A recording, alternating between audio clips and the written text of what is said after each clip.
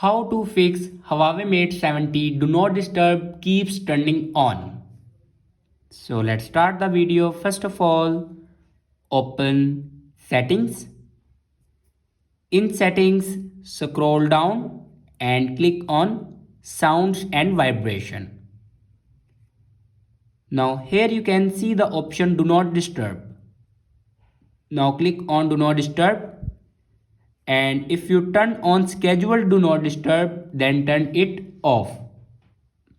After turning off scheduled do not disturb, then go back to the main page of your settings and scroll down and click on system and updates